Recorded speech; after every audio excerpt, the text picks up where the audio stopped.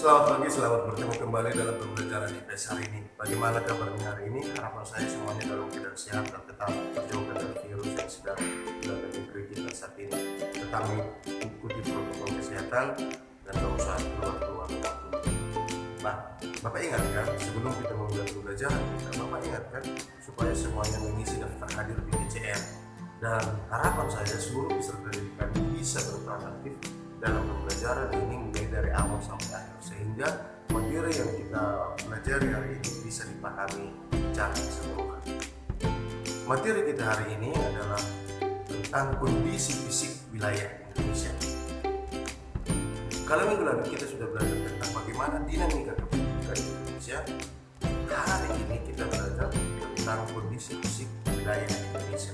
Ada bukti dua dari pembelajaran kita hari ini. Yang pertama, peserta didik mampu mengidentifikasi bagaimana keadaan geografis wilayah Indonesia. Yang kedua, peserta didik mampu mengidentifikasi keberagaman flora dan fauna di Indonesia. Maka sebelum kita mulai pembelajaran kita hari ini, kita awali dengan berdoa. Doa mulai. Doa selesai. Untuk mempermudah pemahaman kita tentang kondisi fisik wilayah Indonesia, kita saksikan video berikut ini. Kondisi alam Indonesia dapat dikelompokkan menjadi dua bagian, yaitu keadaan fisik wilayah serta keadaan flora dan fauna. Keadaan fisik suatu wilayah dapat dikenali dari keadaan geologi, bentuk muka bumi, dan iklim. Sementara keadaan flora dan fauna menyangkut jenis keberagaman dan kesebarannya. Keadaan geologi Indonesia. Indonesia terletak pada pertemuan tiga lempeng tektonik besar, yaitu lempeng Indo-Australia, Eurasia, dan lempeng Pasifik. Lempeng Indo-Australia bertumpukan dengan lempeng Eurasia di lepas pantai Sumatera, Jawa, dan Nusa Tenggara. Sedangkan lempeng Pasifik bertumpukan dengan Eurasia di utara Papua dan Maluku Utara. Tumpukan lempeng tersebut kemudian membentuk rangkaian pegunungan yang sebagian menjadi gunung api di sepanjang Pulau Sumatera, Jawa, dan Nusa Tenggara. Indonesia juga dilalui oleh dua rangkaian pegunungan besar dunia, yaitu Sirkum Mediterania dan Sirkum Pasifik. Keadaan ini menyebabkan wilayah barat Indonesia memiliki banyak gunung api aktif, sedangkan wilayah timur Indonesia kebanyakan memiliki gunung api yang sudah tidak aktif lagi, karena terdiri atas pegunungan yang sudah tua. Selain itu, Indonesia secara geologis juga terletak pada dua dangkalan besar, yaitu dangkalan Sunda dan dangkalan Sahul. Dangkalan-dangkalan ini mempengaruhi persebaran flora dan fauna di Indonesia. Wilayah barat yang dilalui oleh dangkalan Sunda memiliki keanekaragaman hayati yang mirip dengan benua Asia. Sedangkan bagian timur yang dilalui dangkalan Sahul memiliki kemiripan dengan benua Australia. Kondisi geologis Indonesia yang memiliki banyak gunung api memiliki dampak positif maupun negatif. Selain menyebabkan tanah di Indonesia memiliki tingkat kesuburan yang tinggi, hal ini menyebabkan sering terjadinya bencana alam yang disebabkan oleh peristiwa vulkanik, misalnya gempa bumi, letusan gunung api, serta tsunami. Keadaan fisik Indonesia juga dapat dilihat dari bentuk muka bumi. Bentuk muka bumi di Indonesia dapat dibedakan menjadi dataran rendah, dataran tinggi, bukit, gunung, dan pegunungan. Perhatikan peta fisiografi Indonesia berikut.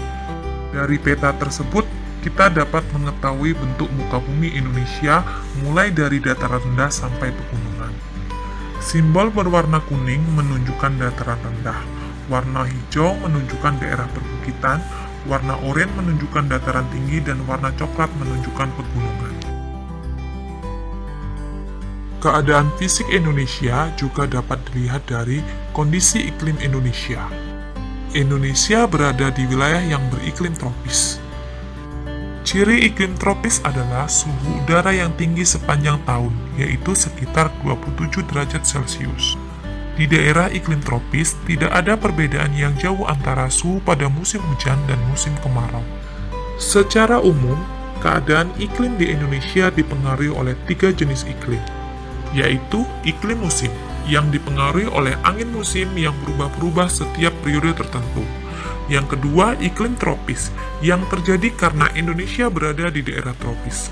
Yang ketiga, iklim laut, yang terjadi karena Indonesia memiliki wilayah laut yang luas.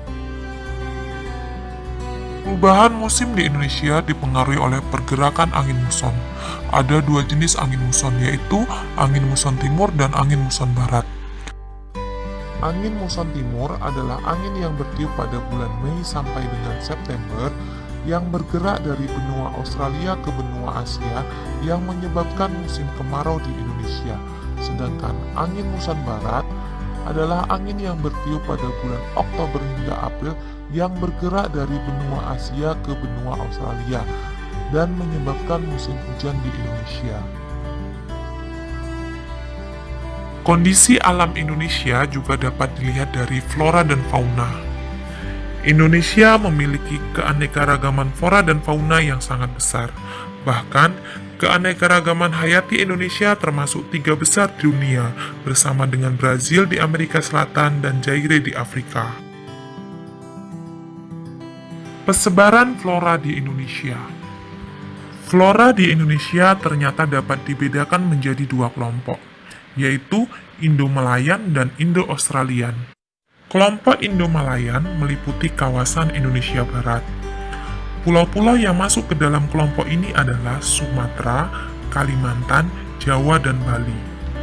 Sedangkan kelompok Indo-Australian meliputi tumbuhan yang ada di kawasan Indonesia Timur. Pulau-pulau yang termasuk dalam kawasan ini adalah Sulawesi, Nusa Tenggara, Maluku, dan Papua. Perbedaan karakteristik flora di Indonesia. 1.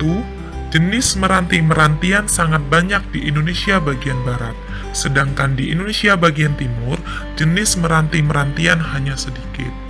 Yang kedua, di Indonesia bagian barat terdapat berbagai jenis rotan, sedangkan di Indonesia bagian timur tidak terdapat berbagai jenis rotan. Yang ketiga, di Indonesia bagian barat tidak terdapat hutan kayu putih, sedangkan di Indonesia bagian timur terdapat hutan kayu putih. Yang keempat, di Indonesia bagian barat jenis tumbuhan matoa sedikit, sedangkan di Indonesia bagian timur terdapat berbagai jenis tumbuhan matoa, khususnya di Papua. Yang kelima, di Indonesia bagian barat jenis tumbuhan sagu sedikit, sedangkan di Indonesia bagian timur banyak terdapat tumbuhan sagu. Dan yang keenam, di Indonesia bagian barat terdapat berbagai jenis nangka, sedangkan di Indonesia bagian timur tidak terdapat jenis nangka.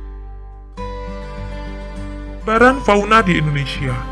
Fauna Indonesia dapat dikelompokkan menjadi 3 corak yang berbeda, yaitu fauna bagian barat, fauna bagian tengah, dan fauna bagian timur. Fauna bagian barat memiliki ciri atau tipe seperti halnya fauna Asia, sehingga disebut tipe Asiatis. Fauna bagian timur memiliki ciri atau tipe yang mirip dengan fauna yang hidup di benua Australia, sehingga disebut tipe Australis. Fauna bagian tengah merupakan fauna peralihan yang ciri atau tipenya berbeda dengan fauna Asiatis maupun Australis. Fauna tipe ini memiliki ciri tersendiri yang tidak ditemukan di tempat lainnya di Indonesia. Fauna tipe ini disebut fauna endemis. Garis yang memisahkan fauna Indonesia bagian barat dengan tengah dinamakan garis Wallace, sedangkan garis yang memisahkan fauna Indonesia bagian tengah dan timur dinamakan garis Weber. Fauna Indonesia bagian barat atau tipe Asiatis mencakup wilayah Sumatera, Jawa, Bali, dan Kalimantan. Mamalia berukuran besar banyak ditemui di wilayah ini seperti gajah, macan, tapir, badak becula 1, banteng, kerbau, rusa, babi hutan, orang hutan, monyet, bekantan, dan lain-lain. Selain mamalia, di wilayah ini banyak juga ditemui reptil seperti ular, buaya, tokek, kadal, biawak, bunglon, kura-kura, dan terenggiling. Berbagai jenis burung yang dapat ditemui diantaranya burung hantu, gagak, jalak, elang, merak, kutilang, dan berbagai jenis macam unggas. Fauna Indonesia Tengah atau tipe peralihan. Wilayah fauna Indonesia Tengah mencakup Sulawesi, Maluku, Timor, dan Nusa Tenggara serta sejumlah pulau kecil di sekitar pulau tersebut. Fauna yang terdapat di wilayah ini antara lain babi rusa, anoa, ikan duyung, kuskus, monyet hitam, kuda, sapi, monyet saba, beruang, tarsius, dan banteng. Reptil yang terdapat di daerah ini diantaranya biawak, komodo, buaya, dan ular. Berbagai macam burung yang terdapat di wilayah ini diantaranya maleo, burung dewata, madar, raja udang, rangkong, dan kakak tua nuri. Fauna Indonesia bagian timur atau tipe Australis tersebar di wilayah Papua, Halmahera, dan Kepulauan Aru. Fauna berupa mamalia yang menghuni wilayah ini antara lain kanguru, beruang, walabi, landa irian, kuskus, pemanjat berkantung, kanguru pohon, dan kelelawar. Di wilayah ini tidak ditemukan kera.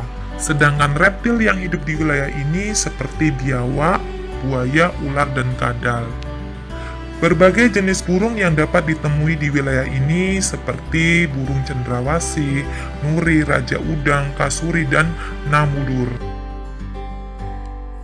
Untuk tugasnya, yang pertama, tuliskan jenis flora yang ada di tempat tinggalmu.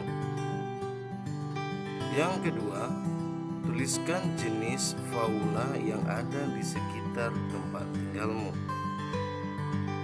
Yang ketiga, dari jenis flora dan fauna yang ada di sekitar tempat tinggalmu, tuliskan yang dilindungi. Keempat, sebagai siswa, tuliskan usaha yang dapat kamu lakukan untuk melestarikan flora dan fauna. Dan yang kelima, tuliskan makna pembelajaran hari ini yang kamu peroleh. Demikian pembelajaran kita hari ini. Besar harapan saya seluruh peserta didik kami mampu memahami materi yang sudah kita sampaikan dan memiliki sikap bagaimana cara atau bagaimana sikap bertanggung jawab dalam pelestarian flora fauna. Bapak ingatkan supaya seluruh tugas-tugas yang diberikan bisa dikirimkan lewat WA, bisa juga dari DCR, dan pesan saya supaya seluruh peserta kami tetap menjaga kesehatan, tetap kesehatan, dan senantiasa harus bekerja sama dengan orang tua. Demikian